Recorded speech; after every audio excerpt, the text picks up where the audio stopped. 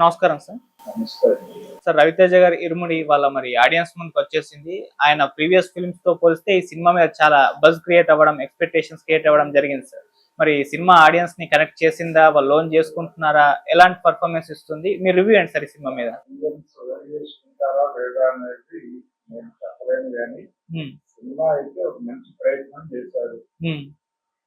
భక్తి అనే దాన్ని ఒక లేయర్ గా తీసుకుని దాంతో పాటు ఇంకా అనేక అంశాలని కథలో మేళవించుకుంటూ శివ నిర్వహణ. ఆ ప్రయత్నంలో భక్తిని ఎందుకు ఎంచుకున్నాడు అనేది దానికి కూడా జస్టిఫికేషన్ నచ్చింది సినిమా. అంటే ప్రపంచం అంతా చాలా గౌరవించేటువంటి ఏరియా భక్తి ప్రాంతమే. అయితే ఆ భక్తి ప్రాంతం నుంచి కూడా సమాజానికి ఇబ్బందికరమైనటువంటి శక్తులు రావచ్చు. అంటే దైవభక్తి ఉన్నవాడు జనరల్ గా ఏ పురాణం చూసుకున్నా అది చెడు మీద మంచి సాధించే విజయంగానే కనిపిస్తుంది. కానీ మంచిని చంపేసే ప్రయత్నం చెడు చేసినప్పుడు ప్రతిఘటించలేకపోవడం ఒక రకమైనటువంటి దైవ ధిక్కారం కిందకే వస్తుంది అన్న టోన్లో ఒక లేయర్ నడిపాడు. అందుకని అది బలంగా చెప్పడం కోసం ఆయన భక్తిని కూడా తీసుకున్నాడు. ఈ ఇరుముడి అనే టైటిల్ పెట్టడం వెనకాల కూడా ఉద్దేశం అదే.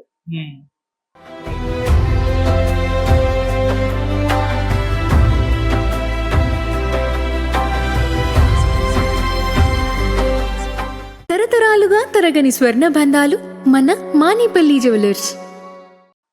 దాంతో పాటు ఒక గ్రామంలో జరిగేటువంటి కథ, ఇది ఒక ఆటో డ్రైవర్ స్టోరీ.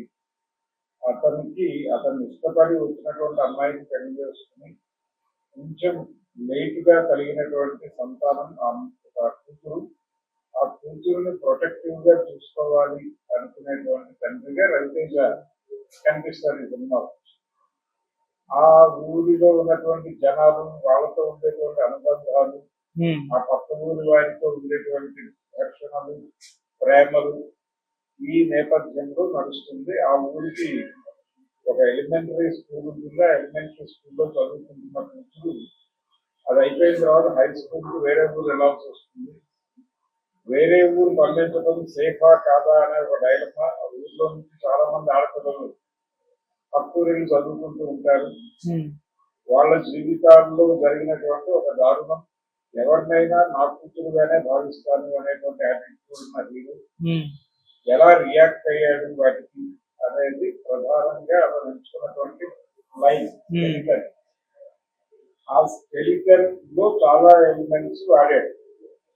అందులో పర్టికులర్ గా సమాజంలో పెరుగుతున్నటువంటి హింసా ప్రవృత్తి, ఈ హింసా ప్రవృత్తి అలాగే ఏం చేయడానికైనా తెగబడిపోతున్నటువంటి పరిస్థితి, కన్జ్యూమరిస్టిక్ సొసైటీ మనిషిని చీల్ చేసి అంటే వ్యక్తిగా మార్చేసి సమూహం నుంచి వేరు చేసి సమూహంతో నీకు ఏ సంబంధము లేదు అని చెప్పి నడిపిస్తున్నటువంటి సమాజంలో మనం బతుకుతున్నాం. ఈ సమాజంలో సమూహంతో ఉండాలి, సమూహం గురించి సమాజం గురించి ఆలోచించాలి అనే స్పృహ ఉన్నటువంటి ఒక హీరో అదే స్పృహని క్యారీ చేసేటువంటి ముఖ్యమంత్రి. వాళ్ళిద్దరికి మిగిలిన సమాజానికి ఉండేటువంటి తేడా ఏమిటి అనేది కూడా కథలో నడిపాడు. దాంతో పాటు ఆడపిల్లలకి ఏ విషయాన్నైనా ఎదుర్కొనేటువంటి ధైర్యాన్ని ఇవ్వాలి పేరెంట్స్. అలాగే పిల్లలతో ఎక్కువ టైం స్పెండ్ చేయటం అనేది జనరల్ గా పేరెంట్స్ చేయాల్సినటువంటి ఒక కార్యక్రమం. అది అలా అలా ఒక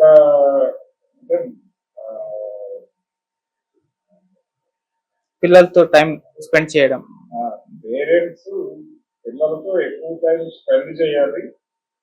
దాంతో పాటు రెగ్యులర్ డైలాగ్ తో ఉండేటువంటి అవకాశం పిల్లలకి కల్పించారు. ఒక విండో ఓపెన్ చేసి ఉంటారు. ఈ విండో ఓపెన్ చేయకపోవడం వల్ల చాలా విషయాలు వాళ్ళు చెప్పరు. చెప్పే పరిస్థితి వీళ్ళు కల్పించరు. వీళ్ళు కల్పించుకుని వీళ్ళు అడగరు. వీళ్ళు అడగకపోవడము, వాళ్ళు చెప్పకపోవడం వల్ల చాలా పిల్లలు చాలా దారుణాలు సంభవిస్తుంది. అందుకని పిల్లలతో టైం స్పెండ్ చేయాలి, వాళ్ళకి చెప్పేది వినాలి, వాళ్ళు చెప్పకపోయినా అడిగి తెలుసుకోవాలి అనే స్వభావం ఉన్నటువంటి హీరో ఇతను రవితేజ. అలాగే కూతుర్లకి భయం నేర్పాలి, దాంతో పాటు ఏం జరిగినా దింపేసుకుని లైఫ్ లో మూవ్ ఆన్ కావడం నేర్పాలి అనుకున్నటువంటి ఇంకో తండ్రి పాత్ర సాయి కుమార్. అయితే మూవ్ ఆన్ అవ్వటం అవసరమే కానీ ఒక కాన్షియస్నెస్ ఉండాలి, ఎదిరించే ధైర్యము చెప్పాలి, ఖచ్చితంగా తనకు జరిగిన విషయాన్ని ప్రపంచంతో పంచుకోవాలి, ఒక ఐక్య సంఘటన కట్టి దాన్ని ఓడించడానికి ప్రయత్నం చేయాలి. ఆ తెగువని పిల్లలకి ఇవ్వాల్సిన అవసరం ఉంది అని బలంగా ఆర్గ్యూ చేసేటువంటి క్యారెక్టర్ లో రవితేజ ఈ పద్ధతిలో డిజైన్ చేసుకున్నట్టు పిల్లల పెంపకము.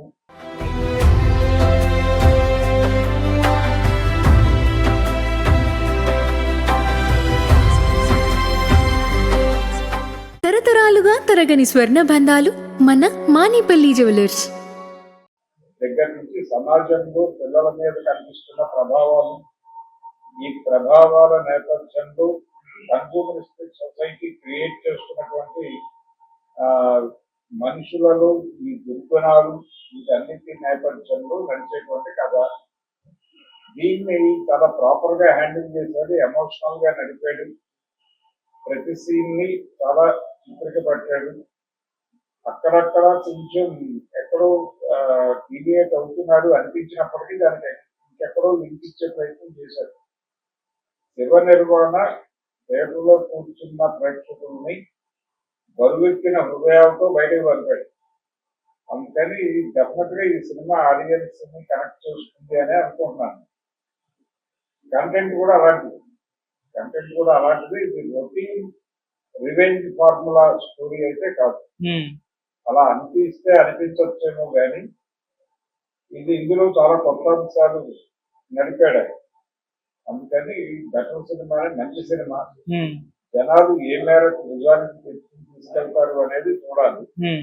రవితేజ తన మార్క్ హీరోయిజము ఆ వ్యవహారాలు లేకుండా నేల మీద నిలబడి చేసినటువంటి పాత్ర. ఎక్కడ తన ఇమేజ్ కోసము లేకపోతే తన మేనరిజమ్స్ తోనూ తన ఫ్యాన్స్ ఏమనుకుంటారు అనే అనుమానంతోనూ ఈ క్యారెక్టర్ చేయలేదు. పూర్తి కమిటెడ్ గా ఒక డిఫరెంట్ స్టోరీ చేయాలి, తనని తాను ఒక డిఫరెంట్ ఏరియాలో లొకేట్ చేసుకోవాలి అనుకుని చేసిన ప్రయత్నం. ఇంతకుముందు టైగర్ నాగేశ్వరరావు కూడా అలాగే చేశారు. కాకపోతే ఆ రోజున ఇమేజ్ పత్రంలోకి ఆ కథను తీసుకొచ్చి ఫిక్స్ చేసే ప్రయత్నంలో అనవసరమైన విషయాలు చాలా చొప్పించి ఇబ్బంది పెట్టారు. ఇక్కడ అలాంటి ఇబ్బంది జరగదు. అందుకని ఇది అతనికి డెఫినెట్ గా కంబ్యాక్ మూవీ అయ్యే అవకాశం అయితే ఉంది. థియేటర్కి వెళ్ళిన ప్రేక్షకులు ఎంటర్టైన్ కాకపోయినప్పటికీ ఎమోషనలైజ్ అయితే అయ్యి బయటకు వస్తారు. అక్కడ వరకు గ్యారంటీ ఇచ్చారు. సో ఇది రవితేజ చాలా గ్యాప్ తర్వాత దొరికిన విజయంగానే చూస్తున్నాను. ఓకే సార్, రిలీజ్ కు ముందర సాంగ్ మీద చాలా హైప్ ఉండేది సార్. అది థియేటర్ లో ఎలా అంటే ఒక రిలీజ్ చేసిన తర్వాత గొంతు సరిగ్గా లేదే అన్నారు. సో థియేటర్ లో డీజే వర్షన్ అంటున్నారు. మరి ఎలాంటి రెస్పాన్స్ వస్తుంది సార్ ఆ సాంగ్ కి? బాగానే ఉంది, జనం బాగా ఎమోషనలైజ్ అయ్యారు. ఆ పాటకి కూడా ఓవరాల్ గా మేకింగ్ లో కూడా అక్కడ రాజీ పడలేదు. ఈ సిరీస్ వాళ్ళ మైత్రి వాళ్ళ కంట్రిబ్యూషన్ అనేది నేను చెప్పలేను కానీ ఒక మంచి సినిమా తీసే ప్రయత్నం అయితే చేశారు. రేటింగ్ ఎంత ఇస్తారు సార్?